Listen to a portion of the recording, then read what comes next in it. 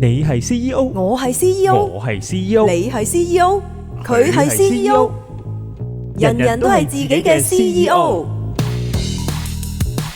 只要管理好自己嘅情緒、人生、財富、健康，人人都可以係 CEO。學好管理，主持袁浩謙。時間管理。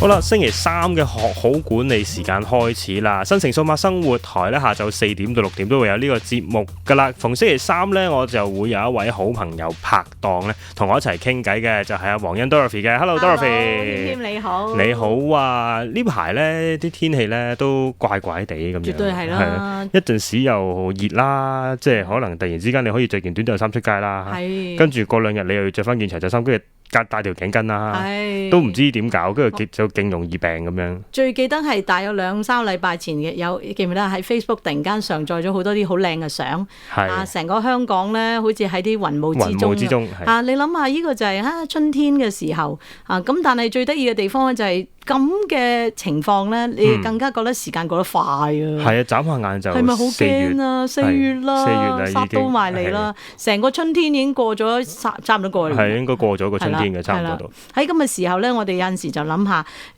之前咧我哋都成日講，人生咧最重要係一年之計在於春，春都過咗，計完未先？你今年最好笑咧就係依期咪我哋之前都講咧。第一個 quarter 好多公司就做好多 kick off 啊，即係做啲推動啊，要勤力做嘢啦。過咗個新年，過埋中國年，你再唔做嘢就遲啦。哇！眨下眼，原來頭3個月已經過去咗啦。4月已經嚟到啦。咁啊，即係其實不過真係好快，眨下眼時間咧就係4月啦。咁啊過咗2015年啊，過咗3個幾月啦。不過咧，我又覺得春天係幾開心嘅，即係除咗一年之計在於春之外咧，同埋春天不是讀書天嚟嘅。日日都不是讀書天，係每天都不是。但係你作為爸爸咧，咁而家春天應該係一啲好嘅時間，同你啲小朋友去玩嘅。係啊，春暖花開之日啊嘛。絕對係啦，有冇做啊？有啊，我都基本上如果我盡量可以嘅話，即係啲星期六日咧，都同個女周圍去下，即係揾下啲花花草草一齊玩下，去個草地度跑下。咁其實因為其實佢都仲細啦，即係對呢個玩嗰啲未有太大要求，即係唔使話我要咩機動遊戲啊。嗰啲咩樂園啊，嗰啲就未使住。你只要俾個草地佢，俾個波佢，佢已經好開心㗎啦。同埋俾個爹哋佢，俾個爹哋佢，同埋爹哋媽咪一齊啦，我都覺得係。咁你哋呢代爹哋媽咪咧，我發覺一個特色㗎，好中意揦住部機就追住個細路嚟影喎。你有冇做呢啲動作㗎？梗係有啦。咁請問你有冇啲好靚、好正嘅傑作出到嚟啊？我有嘅，應該係成日咧，我就用個相機或者用個電話影咗200張相左右啦。咁我諗應該有3張係可以擺上個 Facebook 上邊嘅。但係冇，你講係女嚟㗎係咪？係女嚟㗎。有冇影到個女已經話爹哋？冇啊，影到佢好似個仔咁樣咯，好百厭嘅樣。影唔到佢好靚、好溫柔嘅一面。係啦，我成日都話咧，影相係一件好困難嘅事嚟啊！我首先就係執相嗰啲，我根本上就唔識嘅。基本上就即係如果真係影得靚咁啱嘅話，就擺上網啦。如果好多都唔靚嘅，其實我都已經盡量即係用我嘅有限嘅攝影智慧去幫自己影啲靚相。即係譬如我個女好中意追嗰啲bubbles 嘅吹氣波嗰啲係咁啊，即係好多小朋友都好中意啦。咁我已經盡量揀翻個逆風向，理論上咧個女咧跟住我，即係應該會追住我嚟走埋嚟咁樣影噶啦。咁但係咧。我就係咁，即係佢走埋嚟嘅時候，我係咁影啊。點知咧影極全部都係嗰啲單眼啊、歪嘴啊，跟住或者隻手，因為拍緊個波嘅時候就遮住塊面啊，嗰啲咁嘅，就永遠都影唔到靚噶。好有趣，好有趣。即係話，雖然你好有心，但係你冇嗰個技術咧，都捕捉唔到個女咁天真爛漫嘅。係啦，但係嗰一刻係好值得去紀念嘅。跟住我俾翻阿老婆睇啦，跟住老婆就話：喂，有冇啲咩靚相睇下？跟住就俾佢睇下。喂，點解張都係咁㗎？永遠都係歪嘴啊、側面啊，或者唔見咗塊面啊、另歪面啊咁樣㗎。哇，咁佢喐得太快咯，我哋個相機太慢，不如我哋試下換嗰部相機啊！跟住我又慫恿佢去買嘢啦，換個第二部機。係啦，但係有樣嘢我好感覺到咧，如果你真係捕捉到，雖然有陣時我覺得啲歪嘴啊、戚眼啊嗰啲相，都幾有陣時望翻轉頭都幾可愛嘅。係。不過而家有咗個 digital camera 咧，數碼相機咧，我哋就會有個趨勢會 delete 咗佢。係。咁但係有陣時係嘅，都希望喺眾多失準嘅相裏邊咧，有一張你覺得好靚，等個女留翻一個好嘅記憶。其實你諗下，有陣時望翻啲舊相，就係令我哋諗翻好多以前嘅經歷。所以一張相片真係令到我哋好似 capture 咗個時間。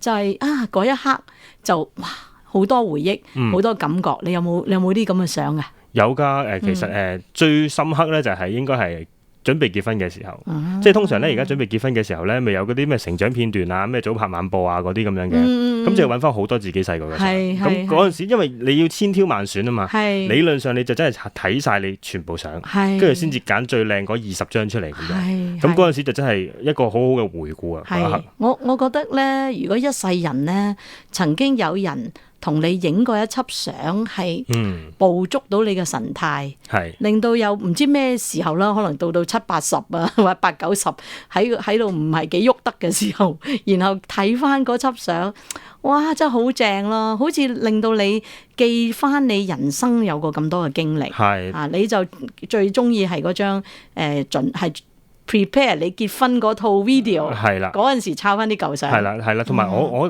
好似你咁樣諗咧，即係譬如如果真係睇翻嗰啲相咧，唔單止淨係嗰張相俾你嗰個畫面嘅，其實仲有好多回憶喺後邊湧翻晒出嚟。呢啲位就係最令人即係睇相點解會咁開心嘅一件事，就係呢個原因。所以我哋今日咧真係好開心，我揾咗一個咧，我自己覺得咧好神奇嘅人物嚟嘅，因為咧。以前人哋成日話，攝影師咧，你都諗住係一個形象。我亦都覺得好多人咧，好多時將一個行業已經 stereotype 咗，一定係咁樣。但我今日咧介紹一位新朋友俾你識。原因咧就係我最初接觸佢嘅時候，我覺得佢好可愛，好可愛，好 playful 啊！點形容啊？即係好識得令到人好放鬆，好 playful。咁慢慢我原來先知道咧，哇！原來佢係一個攝影師嚟嘅。但係佢嘅勁嘅地方咧，嗱，謙謙你一定要識。通常影相最驚就係影得唔靚。但係佢最厲害嘅地方就係你本來唔靚都影得你好靚。係真係影得靚啊！你係咪突然間隻眼大咗好多？係大咗好多啊！即係佢影完隻眼，我隻眼應該再大啲㗎嘛。重點唔係 touch up 喎，唔係黑房技巧，而係佢能夠製造到一個氣氛，令到你嗰個自然嘅你可以帶到出嚟。我就係想問啊，因為而家嗰啲電腦合成技術好高超㗎嘛，即係肥都可以變到瘦啊，條柱都可以彎咗㗎嘛，整到美圖秀秀咁咯。係啦，會唔會係因為咁樣定還是真係技術咧？真係技術。我哋呢個位休息一陣啦，轉頭翻嚟請埋我哋今日嘉賓一齊傾下。好，休息一陣之後翻嚟節目時間啦。今日我同 Dorothy 傾偈咧，就當然有嘉賓啦，絕對係啦。係啦，咁我哋今日個嘉賓頭先上一次都已經講咗啦，係一位攝影師，唔單止係攝影咁簡單。你話係阿 Dorothy 就話專門影人嘅，由唔靚都可以靚係嘛？好犀利！最重要係捕捉咗你個神韻，係捕捉咗個神韻。我哋歡迎佢嚟啦，好嘛？Hello Jeffrey，Hello 大家好啊。係啊 ，Jeffrey 就係專業拍攝人像嘅專家，係啦，我哋唔單止係話攝影師咁簡單，即係因為佢係專影人嘅。其實攝影師有好多種嘅，即係你而家喺上網見到有啲係真係中意影下啲花花草草啊，有啲係好似 Jeffrey 咁中意影人啊，或者有啲係好中意影一啲建築啊、影煙花啊，或者好似前嗰排擺上網嗰啲咧，影雲啊、霧啊嗰啲咁，都好多種嘅。Jeffrey 係咪最中意影人嘅你？係啊，係點解會咁中意影人？其實影人係咪難啲嘅咧？影人咧係一個好活嘅過程嚟嘅，係一個需要互動啦，同埋同嗰個被拍攝嘅對象咧有一個好好嘅溝通，咁亦都係一個好好嘅拍攝過程。咁大家咧都係享受呢個好開心嘅拍攝過程嘅。你頭先喺度講咧，阿 Jeffrey 令翻我諗咧，我好多年前結婚嘅時候咧，嗰陣時真係首先冇乜錢啦，嗰陣時亦都冇咁多選擇，就去咗嗰啲所謂影樓度影相。哇！淨梗到咧，我影完嗰輯結婚相，我係唔想再睇到，即係冇一個係我甚至我最後就當然要曬一兩張出嚟擺下咁樣。我媽媽見到阿欣做咩你搞成咁啊？嗰個都唔似我個女嘅咁。但係我認識咗阿 Jeffrey 之後咧，我淨係覺得哇，佢淨係會將你嗰個 personality， 你個性格啊，活形活現啊，即係啲人一見到張相，係咯，呢個咪就係黃欣咯。係咁 Jeffrey，我就係想問你，我呢個可能係商業秘密啊。你知唔知 Jeffrey 其實教咗影相都頗一段日子，咁而家我哋就乘機偷料啦。Jeffrey 有咩方法咧，可以揸住部機啊？你知你隔咗部攝影機噶嘛？你都可以同人溝通得咁好，令人哋可以將自己嘅真實一面係表現或者展露喺你面前啊？個秘密係乜嘢？大部分嘅人呢，對住個獨眼怪獸呢，即係嗰架相機呢，個鏡頭一對住你嘅時候呢，就成個人擎晒，係好似雪櫃裏邊嘅牛油一樣呢，係硬晒擎晒。咁咧呢個就好似你剛才講嘅早年影嘅結婚相咁樣啦，就完全唔係自己。甚至咧就比起大理石更加硬，大理石嘅雕像更加生硬。咁呢啲相片咧就實在上係即係不敢恭維啦。咁如果想影得張相生動，同埋真係一個人嗰個，因為結婚係一件人生裏邊一件好開心嘅事情啦。絕對係咯。將呢個咁自然、咁開心嘅時刻，透過相片咧帶出嚟咧，佢個當時拍攝嘅心情咧，亦都同佢結婚嗰個感情係同步嘅。咁即係其實反映當時我唔係好愛我老公啦。即係唔係太多顧慮啫，係未至於唔愛嘅。即係有啲顧慮，即係始終都結婚都有婚前啲恐懼症㗎嘛，係將來會係點啊咁樣。咁啊，但係其實好多時候咧，影相咧，即係大家可能而家即係接觸多咗影相呢一樣嘢，即係好容易就影相。我講俾人影嗰個人咧，通常咧都會有1號笑容啦，同埋2號嘴臉啦，咁樣跟住你發覺咧，你影300張相入邊有150張相都係一號笑容嘅，跟住其他就係2號嘴臉咁樣。但係難免會好生硬嘅喎。阿攝影師哥哥點樣可以令到佢嗰啲1號笑容自然啲呢？通常呢，我會請我嘅客人啦，被拍攝嘅對象呢，請佢用一個專注嘅眼神望住我嘅鏡頭。咁其實呢，當一個人專心嘅時候呢，已經係一個非常之美麗嘅面容噶啦。笑與唔笑呢，反而係其次。我會將個重點唔會放喺1號笑容啊，或者係10號笑容啊。反而呢，係我好珍惜嗰個客人自己本身嗰個專心。當佢凝視一樣物件，凝視鏡頭，即係佢嗰張相片呢，佢將來會面對翻自己或者面對翻觀眾嘅時候，嗰張相片係一個專注嘅眼神，同埋一個同你好想同你溝通嘅一個眼神，咁已經係一個非常美麗嘅面容。我明啦，我突然間 get 到，你 get 唔 get 到啊？謙，我 get 到少少。係咪啊？即係其實好簡單，就係嗱，你記住影相嘅時候咧，你望住個鏡頭，你真係好專心啊！望住個鏡頭嘅時候咧，咁捕捉咗你咯。咁第二日張相晒出嚟咧，咁就好似嗰幅相裏邊嗰個人好專心望住睇緊相嗰個人，係咪咁嘅意思咧？係啊，完全係。哇，好勁啊！即係換句話說，其實我唔係影相啊，我係要同睇相嗰個人溝通啊。係啊，即係我要同佢傾偈，即係你想帶到個Jeffrey 想帶到出嚟個 message 咧，就係嗰張相係活靈活現咁，好似同你傾緊偈。係啊，即係有故事喺入邊嘅。哇，好厲害！當大家溝通嘅時候呢，好自然，大家嘅話題會談到一啲生活上邊嘅片段啦。係，譬如傾下自己嘅老公啊，傾下自己中意嘅衣飾啊，佢興趣嘅嘢。當一個人佢集中喺自己嘅興趣裏邊呢，佢會好開心嘅。佢會向你介紹佢覺得值得開心嘅事情。咁嗰個笑容同埋嗰個從心而發嘅笑容呢，就會自然流露咗出嚟啦。原原來是這樣，怪得知我嗰陣時咁大鑊啦。首先係着埋晒一啲我唔中意嘅衫，仲要 set 埋一個唔似我嘅頭，跟住嗰啲化妝我三世都唔化妝嘅人又整埋嗰啲咁嘅好似人捧咁嘅眼一毛，咁其實成個人已經係一個唔係好舒服嘅狀態。即係已經化完個妝做完個衫之後，已經唔係黃欣嚟㗎。係已經係巫婆一件，咁跟住又冇辦法，又冇好似 Jeffrey 講得咁好，我真係明啊！你明唔明啊？即係我淨係覺得。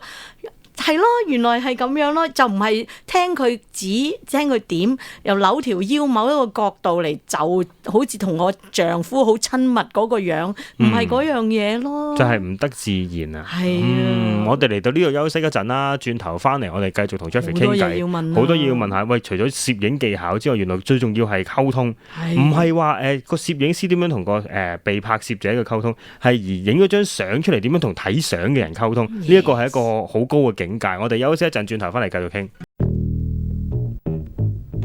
你係 CEO， 我係 CEO， 我係 CEO， 你係 CEO， 佢係 CEO， 人人都係自己嘅 CEO。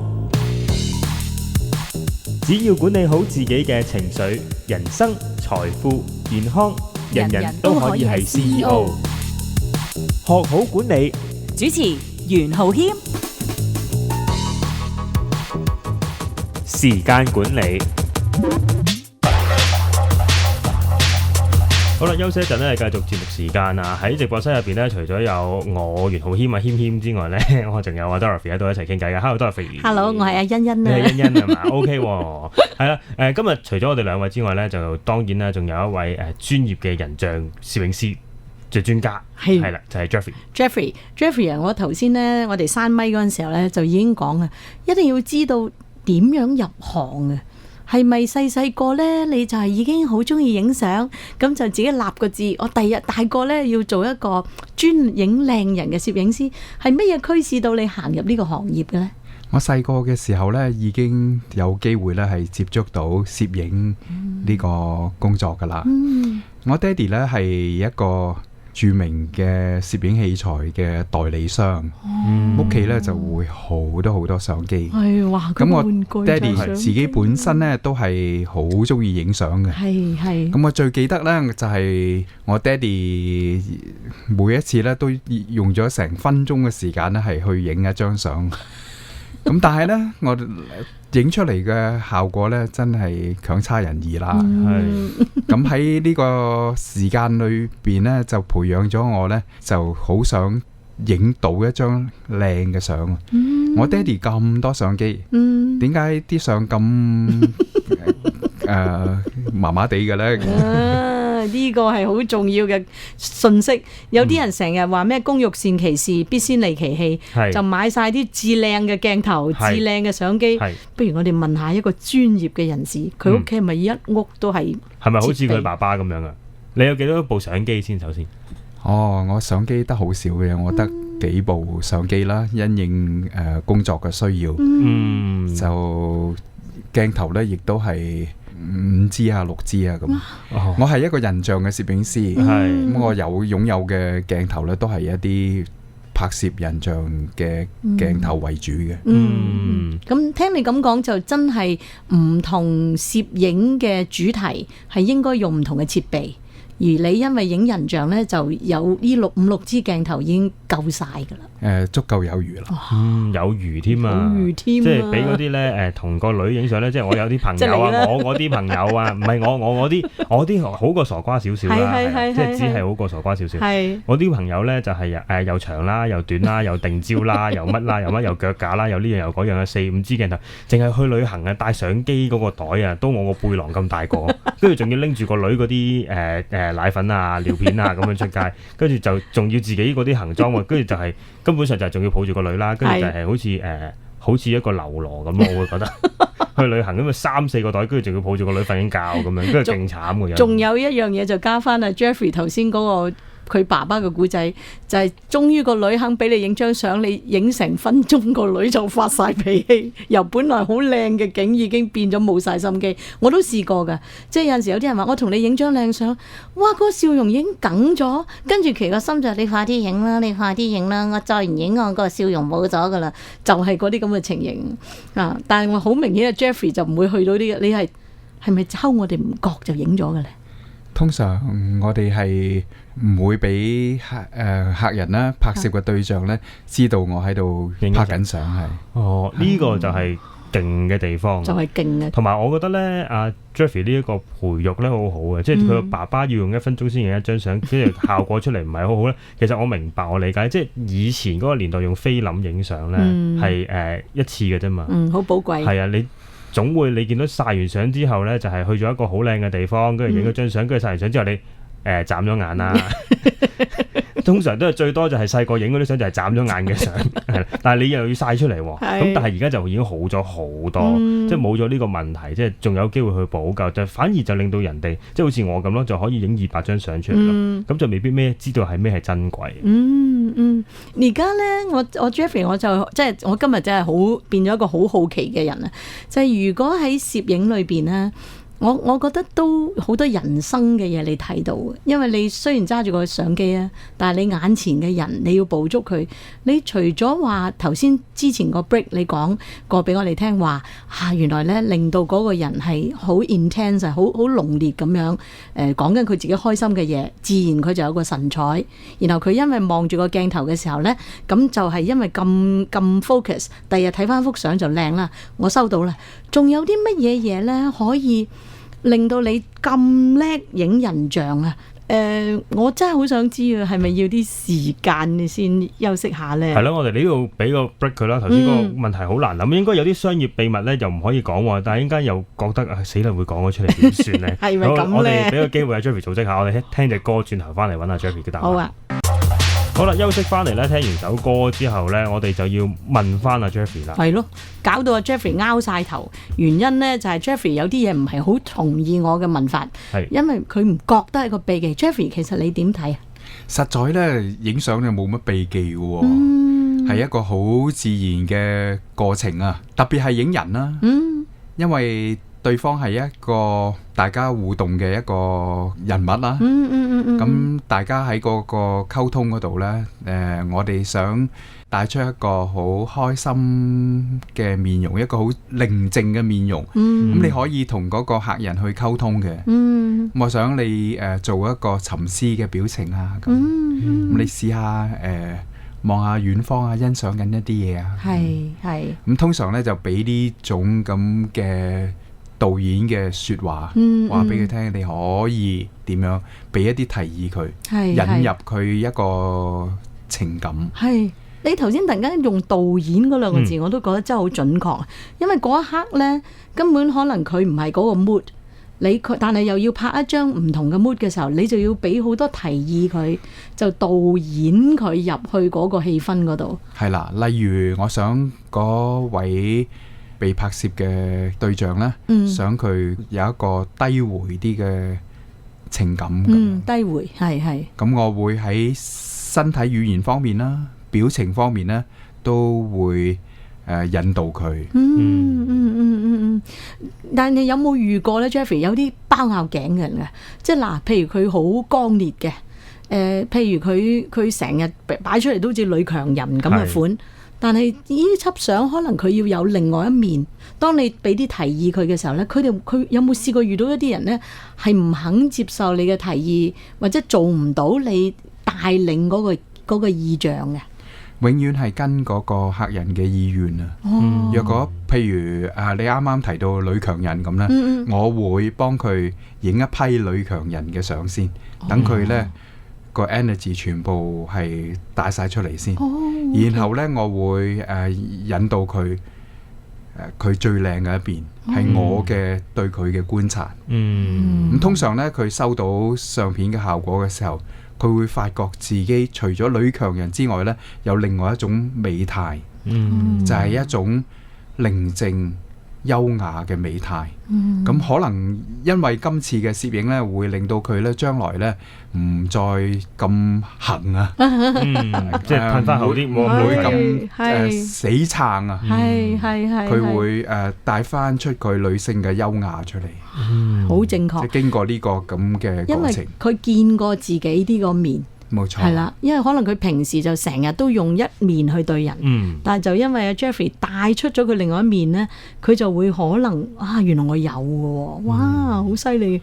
不過其實頭先咧阿 Dorothy 嗰個問題咧就係話我本身已經好強㗎，我唔肯接受你阿 Jeffrey 話其實我要你溫柔啲嘅，好難嘅。跟住就係話你話就同佢拍一輯女強人嘅相先啦，跟住就再慢慢去引入去。但係總有啲客人咧係另外一種嚟嘅，即係唔識做戲㗎嘛，點極都唔明㗎嘛。即係你叫我，你試下想像一下前邊有一棵樹，你挨喺棵樹入邊睇緊書嗰個樣，跟住啲人即係點啊？又或者係你試下幻想下而家喺一個沙灘度望住一個好靚嘅夕陽，跟住好似好有盼望咁樣，即係點啊 Jeffrey？呢啲客人點樣對付佢啊？喺説話上邊咧做唔到嘅話咧，我哋仲有其他方法嘅。咁譬如我哋真係帶佢去，我哋唔影相啦，咁話俾佢聽，即係解除咗嗰個壓力。咁另外就係如果我哋係影半身嘅話咧，有一個方法幾好用嘅。我哋請佢踢咗佢對高踭鞋啊，咁或者請佢去個 sofa 嗰度。好悠閒咁坐下飲下嘢啊，咁唔係呢個時間，當佢發覺係冇咗個壓力嘅時候，佢自然嗰個神態就會表現出嚟。喺呢個時間呢，就會經佢同意之下呢，我會可唔可以影幾張相啊？咁喺呢度呢，就帶出佢優雅寧靜個美態出嚟。哇 Jeffrey， 你知唔知你頭先講呢？我淨係覺得好似我哋做心理輔導嗰陣時有嘅一樣嘅過程嚟嘅，即係你唔好同個 client 對行啊，因為你越係咁咧，可能佢嗰個學越勁嚇，反而就 OK 咪唔做咯，唔做咪唔做咯，放鬆下先啦嚇，咁變咗佢已經唔嘥咁多精力去同你對抗咧，咁可能就會打開咗個可能性嚇，哇！真係好犀利，所以我 Jeffrey 我覺得你真係唔係我以前見過嘅攝影師咯，我覺得你係有好深嘅功力係去 read 啊，點講 read 人係點講睇人啊，唔止睇啊，唔止啊，好似了解去理解一個人。係啊，我覺得你係有呢一個咁樣嘅即係 gift，令到你係令到眼前嘅人可以放鬆自己，然後呈現佢另外一啲表現喺你眼前。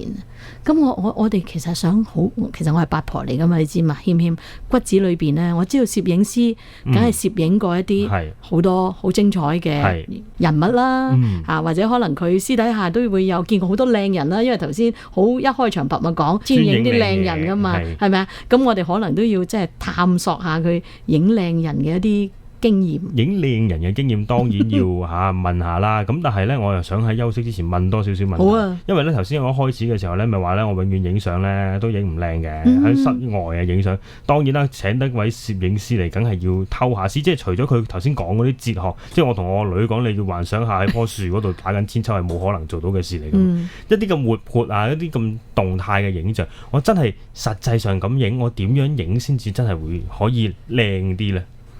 影小朋友呢，係我哋係好依靠一架好快嘅相機。呢個要剪低俾我老婆聽啊！好快嘅，咁真係賣新嘢啦。係一架好快嘅相機，即係咩叫做快嘅相機呢？就係大光圈，同時係有一個好好嘅對焦系統，係就要好好嘅對焦系統同埋一個大嘅光圈，幾大啊？2.0夠未啊？再大啲。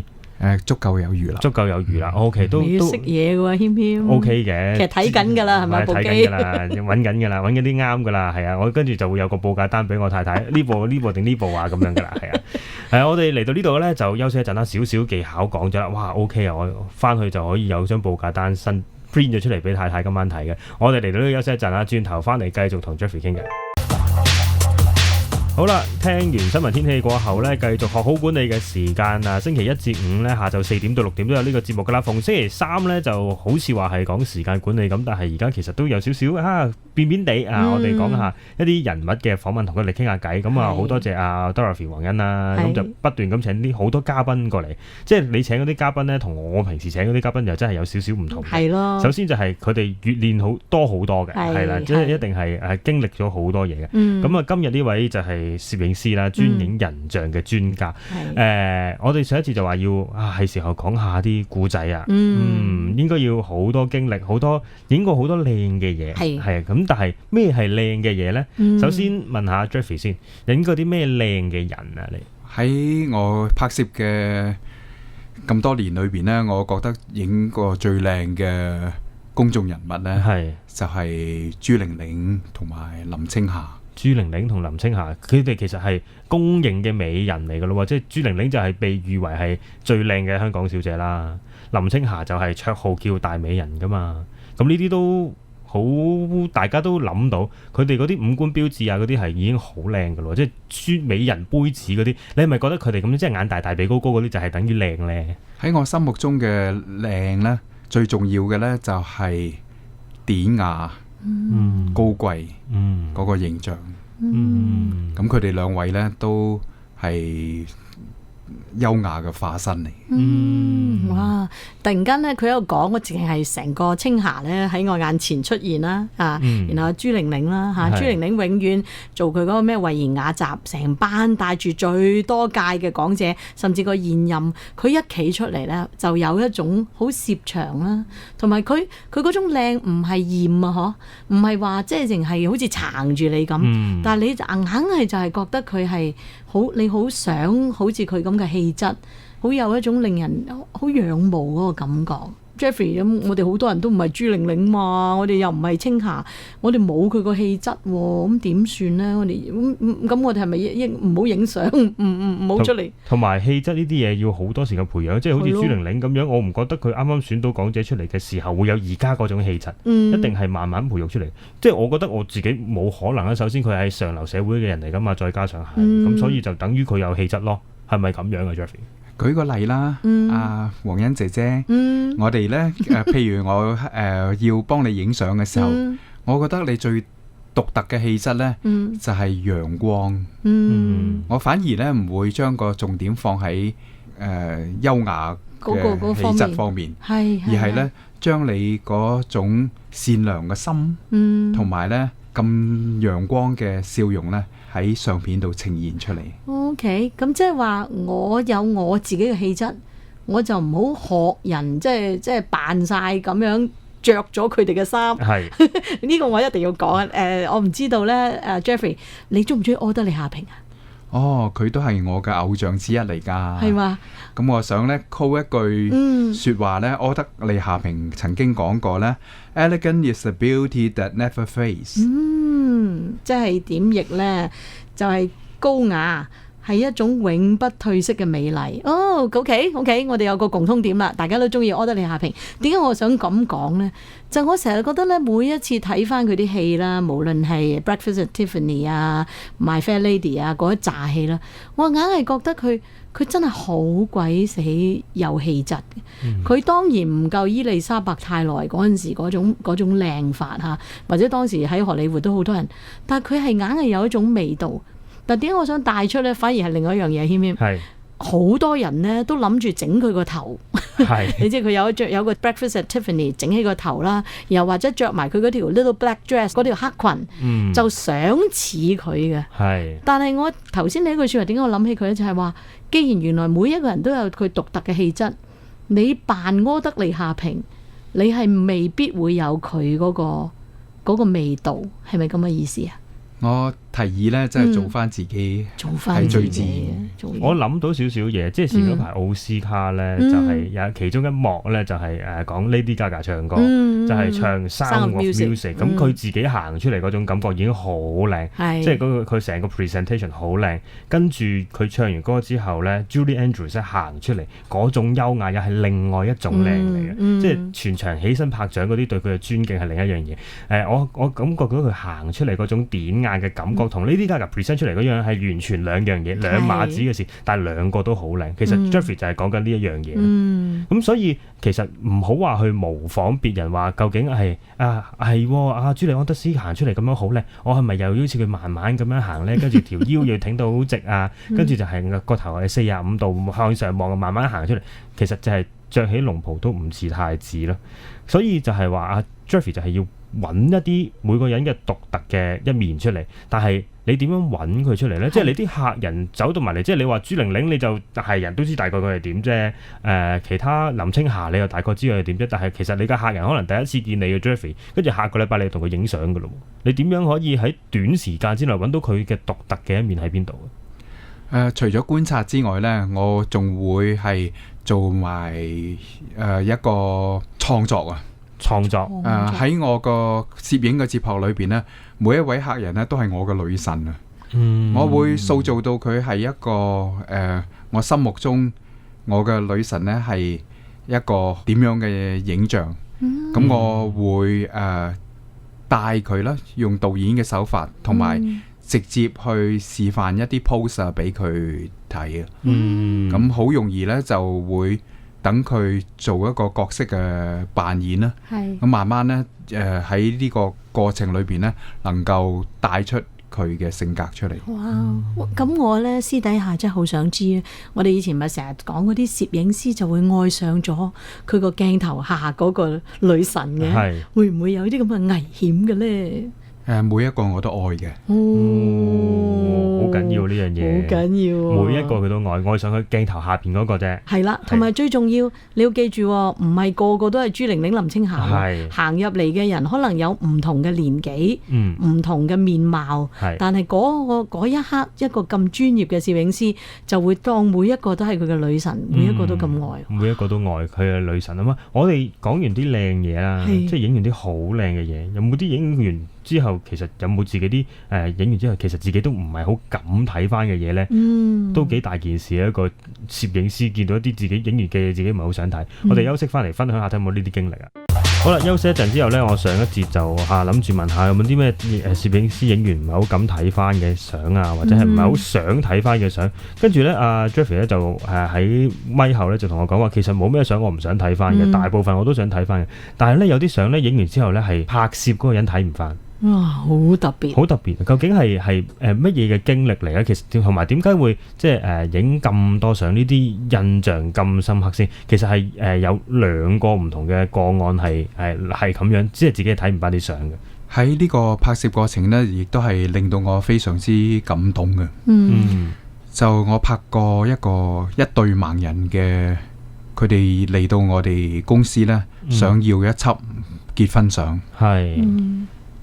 我接咗呢個 project 之後，我會諗下佢哋嗰輯相，我應該點樣同佢拍攝呢？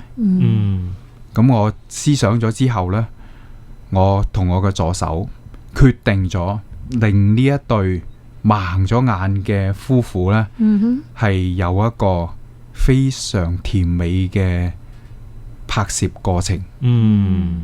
嗰個方法呢，就係去到每一個場景，例如去到火爐邊啦，例如去到鋼琴側邊啦，我同埋助手呢，都會好詳細咁描述。而家我哋喺個鋼琴側邊 ，gentleman 呢為我哋嘅新娘呢高歌一曲，你盡情去彈奏啦。咁請新娘呢喺側邊呢，依偎喺佢身邊，深情咁樣望住你嘅丈夫。當佢一路係咁做嘅時候呢，佢哋嘅腦海裏邊呢，一幕又一幕咁樣嘅活靈活現嘅影像會帶咗出嚟，令到佢喺呢3個鐘頭嘅拍攝過程裏邊留下一個非常之甜蜜嘅回憶。好特別，即係嗰個 moment 就係帶入去嗰個景嗰度，其實佢就已經喺嗰個丈夫彈琴，佢喺佢依偎喺佢旁邊嗰個感受就全部出晒嚟，你就喺嗰個時候就捕捉嗰個神態。喺佢一生裏邊，或者佢冇機會再睇翻嗰張相片，但係佢會回憶呢一個喺鋼琴前邊丈夫為佢高歌一曲佢大家嗰個親密關係，帶嚟一個永遠嘅回憶。我覺得咧，即刻個感覺就係，其實我哋對人嘅眼盲咗啫，但其實我哋嘅內心，無論我哋嘅幻想，加埋我哋叫心眼，其實都可以睇到。可能好多人，我諗啊，謙謙頭先一聽都會覺得都睇唔到啦，影嚟做咩咧？係我喺咪後嘅時候，第一時間就係諗，影完啲相出嚟佢都睇唔到噶啦。點解佢會走過嚟影呢一輯相咧？我就即刻問咗阿 Jeffrey 呢個問題，即係其實我都睇唔翻啲相噶啦，點解我要影啫 ？Jeffrey，除咗佢哋咧係好想經歷每一對夫婦影結婚相嗰個經驗之外，咁佢哋咧亦都可以將啲相片咧係俾佢哋嘅下一代啦，或者係俾佢嘅屋企人咧去分享佢哋嘅喜悅嘅。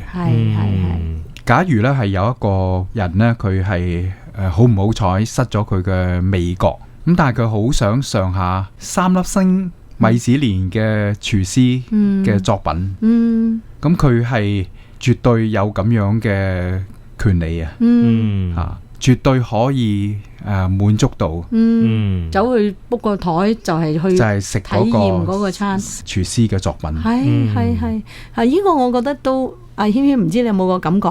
我哋太多時都好似縮窄咗個範圍，認為一樣我哋做唔到，你就唔應該有呢一樣嘢。但係呢個真係一個好大嘅體驗。我完全可以感覺到，可能唔好介意咁講，開眼嗰啲走入去個影樓度。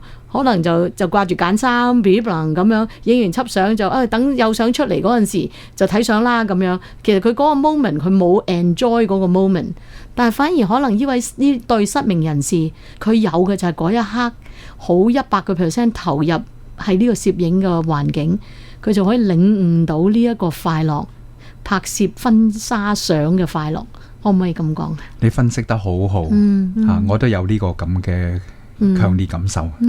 喺影相嘅過程當中，即係同呢一對新人影相嘅過程當中呢，你感唔感受到佢哋係全程投入，同埋你影出嚟嗰啲相係嗰啲 product 嘅效果係點樣？即係我自己即刻喺度幻想，其實失明人士可能對鏡頭一定冇個敏感度啦，即係可能會冇咗嗰種同平常人影相嗰種嘅出嚟嗰種標準嘅喎。喺嗰個拍攝嘅過程裏邊呢，佢哋係非常之投入嘅。就除咗享受咗呢個3個鐘頭嘅拍攝之外呢，咁會係喺佢一生裏邊呢都係一個好好嘅話題，係佢哋夫婦嘅一個好好嘅回憶啦，好深刻嘅體驗。同埋突然間呢，之前你咪話呢，我哋而家個題目好似遠離咗少少時間。係啱頭先阿 Jeffrey 講個故仔，就係講緊呢對夫婦就嗰一刻，佢就係已經喺個 moment，即係嗰一個 moment。係啦，佢能夠同佢先生可以一啲人哋認為佢唔可以有嘅嘢，佢捕捉咗。同埋我最中意可以幻想到呢，佢第日生嘅仔女未必係盲噶嘛，佢就可以睇到佢爸爸媽媽喺好相愛嘅時候，能夠拍咗一輯咁嘅相，就係留起嗰個 moment。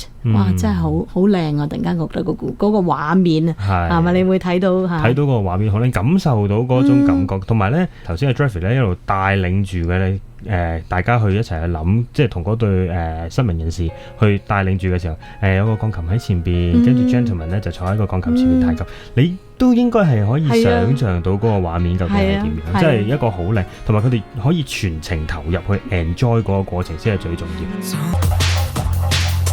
好啦，繼續同阿 Dorothy 傾偈啦，同埋我哋嘅嘉賓阿 Jeffrey 傾偈。係啊，啲古仔太精彩。頭先我哋真係閂咗咪之後呢，大家都喺度繼續討論。但 Jeffrey 貪心啲啦，俾時間你啲古仔太精彩。第二個古仔係乜嘢？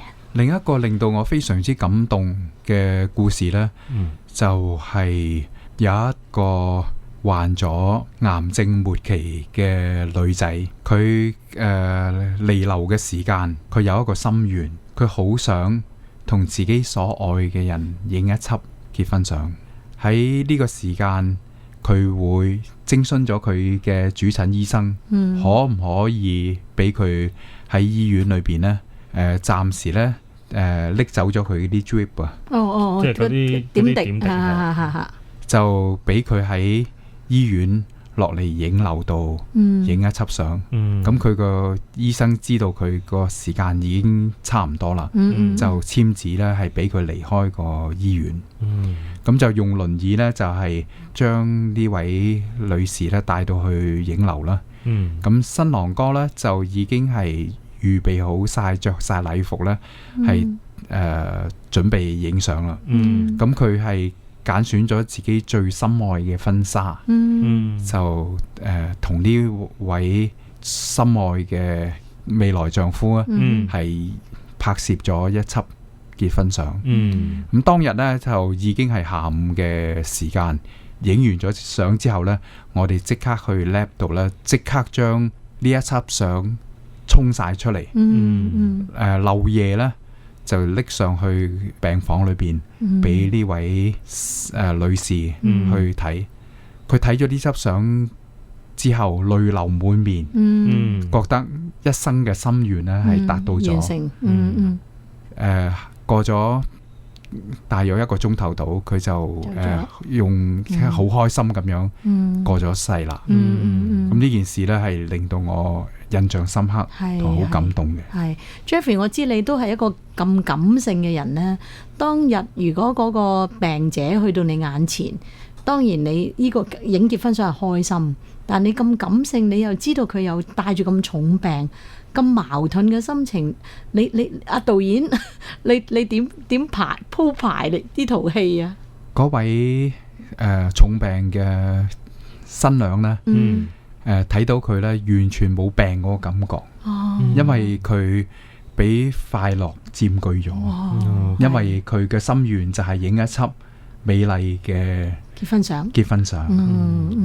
佢嘅快樂亦都影響到周圍，除咗你，可能仲有啲打燈啊，有好多朋友全部都感染到快樂。係，好犀利。係因為呢個過程，同埋佢好享受呢個攝影。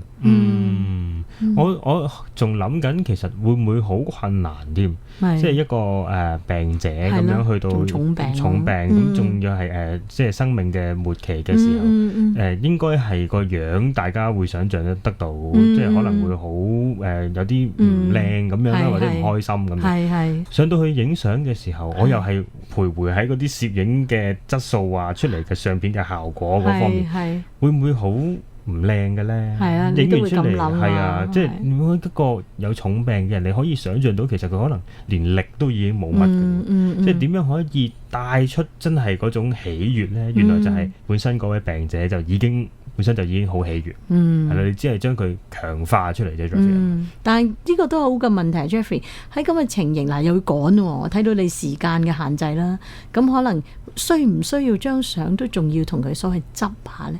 所有嘅相，而家呢，所有嘅相片呢，喺當年呢係一個菲林嘅時代，但係都一樣要執相嘅。菲林嘅時代都有得執相。係啊，例如執咗啲麥屎啊咁。係。咁你仲要咁短時間，仲要再俾佢呈現佢再靚嘅，俾佢睇到。我哋可以想象一下個畫面呢，我哋唔一定要好似一般嘅結婚相，喺一對新人呢喺沙灘啊飛奔啊，跳起啊，拋喺空中咁樣啊，迎向太陽啊，唔一定係要呢一啲咁激嘅畫面啊。咁呢一個重病嘅新娘呢，佢係軟弱無力咁躺臥喺佢心愛嘅人嘅胸口，聽住佢微弱個呼吸，已經係非常之美麗嘅。係，哇！你發唔發覺同阿 Jeffrey 講嘢，你淨係去到嗰個情景㗎？其實係我覺得我見到嗰張相，係啊，即係我好似睇住張相同阿 Jeffrey 傾偈咁，但係實際上冇嘅，即係直播室入邊冇任何一張佢嘅 product 出嚟㗎嚇。即係大家就係我同阿 Dorothy 都應該係一樣咁感受到嗰幅畫。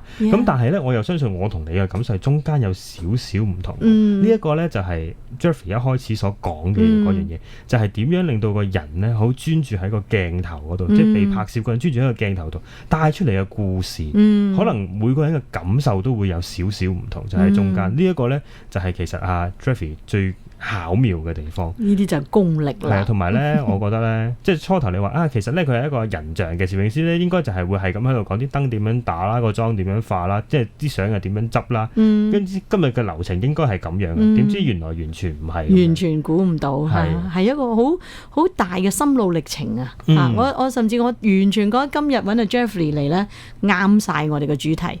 你諗下佢講嘅古仔都係人生嘅要捕捉一啲時刻，即係我完全好，我突然間覺得咧，今晚如果我翻屋企再抄張相出嚟睇嘅時候咧，我感覺會好唔一樣。結婚相啊，乜相都可以啦，就算嗰陣時幾咁僵硬都好啦，因為嗰個係一個 moment，而攝影就可以將無論嗰個係一個開心幾唔自然嘅 moment 就 capture 咗你。咁我今日兩個古仔當然好感動啦，即係你問我，可能佢個親人已經離開咗個女仔，佢個可能而家佢先生或者再結婚都唔定，或者佢嘅家人都好似喪失咗個女兒，但係呢幅相就係令到佢有一刻係永遠活喺呢一幅相嗰度。我哋嚟到呢休息一陣，轉頭翻嚟有專家教路。專家教路。好啦，好快嚟到最後一節節目時間，最後一節節目時間呢，就係專家教路，係專家教路。我哋今日嘅專家就係 Jeffrey， 時間交俾你啦。好啊，多謝你。關於攝影呢，就我有少少提議嘅。就我希望我自己喺設計學院呢，係教咗廿幾年書噶啦，就一直呢都係想帶出一個信息。喺學習攝影嘅時候呢，首先呢去學習觀察美麗嘅事物呢，係圍繞住我哋身邊嘅。我哋係要有一對攝影眼，去觀察到美麗嘅事物。咁呢個同心境有關係。有啲人話呢，好人呢就會睇到啲好事，壞人呢就會睇到啲壞事。或者另外一句說話就係，你睇到一啲事情呢，係正面呢，或者係負面嘅。咁我提議呢，就係用一個欣賞嘅角度。正如數萬年前越居人啊，喺佢哋呢用繪畫去描述佢哋嘅生活，佢哋值得歌頌記錄嘅事情，係一個好原始嘅欣賞。咁呢個係藝術嘅起源。我建議呢，學習攝影嘅朋友們呢，係用一個欣賞嘅角度去欣賞我哋個世界。用咩相機都唔緊要。即係話，首先你要磨練咗自己嗰個眼有觀察嘅能力先，就唔好跳咗落去，以為係設備，以為係儀器，以為係技巧。而最重要個內心就係有一種我哋叫欣賞嘅眼光先。我最要強調嘅呢，就係用一個正念嗰個出發點，係一個 positive thinking，同時呢，係一個專注簡約對一件事物嘅欣賞。近呢10幾年 positive psychology 就打橫行啦，越嚟越 popular，越嚟越勁。咁而實際上好得意嘅就係，原來擺落去，就算喺攝影裏邊，作為一個攝影師，你都要帶住一個正念嚟啊。呢個同個人嘅心念有關係。咁首先呢，就係從心出發，然後用一個正念嘅思維去觀察我哋嘅世界，用簡單嘅工具去記錄優美嘅影像。OK， 想問下你 Jeffrey， 頭先你講呢，我又突然間出咗一啲畫面呢，有陣時見到啲戰地記者就去影一啲好淒涼嘅影像㗎，即係啲可能啲細路仔喺度喊啊，出咗事啊，揾唔翻啊咁。我突然間好 get 到你講就係，雖然一個好淒涼嘅景，但係個攝影師一路都係攞住一個好正念，浮現出人世間嘅一啲苦難。其實張相都真係仲係好靚。所以你好淒涼，見到個細路女喊晒，好似成面血啊或者咁啦。但係你望落去嘅時候，就會帶出唔係人性嘅醜惡，反而係人性另外嗰一面。係咪？你個意思係咪有啲咁？冇錯，呢啲相片呢係帶出，令到觀眾呢係產生一個反思嘅。我哋係去爭取嗰個和平，而去停止個戰爭。即係呈現出嚟嘅醜惡，其實只係想帶出我哋更加需要一個善良同埋和平嘅心。哇！真係唔簡單啊！同埋 Jeffrey 教緊大家影相嘅，一直咧佢冇講過咩大光圈、咩快門啊、咩 ISO 啊嗰啲，佢一直都冇講過呢啲咁技巧上邊嘅嘢。佢有冇？佢一定有。佢唔需要教你嘅。其實佢一開始就係話俾你聽，係要用你嘅眼睛做你第一部相機，你去感受你影到嘅嘢，你見到嘅嘢就係最靚嘅嘢。跟住你係要用最簡單嘅工具將嗰一刻留低，就係佢影相嘅秘技。我係咪將你嘅秘技講晒出嚟啊？突然之間，多謝你啊，謙謙，你同我總結咗今日嘅談話。唔係，不過其實我覺得好開心嘅，喺呢個過程同 Jeffrey 傾偈嘅時候，即係帶出嚟一位影人像嘅專家，佢唔係好講技巧，即係佢嘅重點唔係喺技巧度啦。換句話說，因為我相信佢係將佢最好嗰啲嘢同聽眾分享㗎嘛，即係但係佢唔係講技巧，佢係講佢嘅心態，佢嘅心路歷程，佢點樣影得靚咩？唔係靠咩相機咩鏡頭嗰啲嘢，係要靠佢自己對眼去睇清楚呢一件事，將攝影。同埋我仲覺得咧，阿謙謙，我覺得 Jeffrey 啊，你唔係淨係講個眼，而係你根本係成個心都喺度同對方喺度聯繫。眼要打開，個心亦都要打開。咁然後自然因為有呢個咁嘅 openness 咧，開放啦，打開就可以容納到對方自然咁呈現自己喺你眼前啊！哇！你係咪嗰個 moment 係覺得自己都好有好興奮嘅感覺㗎？係一個好開心嘅過程嚟嘅。係啊，你係 feel 到佢嗰種喜悅嘅，係咪？我哋成日都話要心存喜悅。咩叫喜悅咧？你而家有機會可以，佢喺裏邊咁樣散發出嚟。佢散發一種喺心入邊笑出嚟嘅。其實佢嗰種笑容，即係望住你嗰種笑容咧，係由心入邊慢慢散發出嚟嘅。同埋咧，佢教咗大家做攝影師，要做一個頂尖嘅攝影師咧。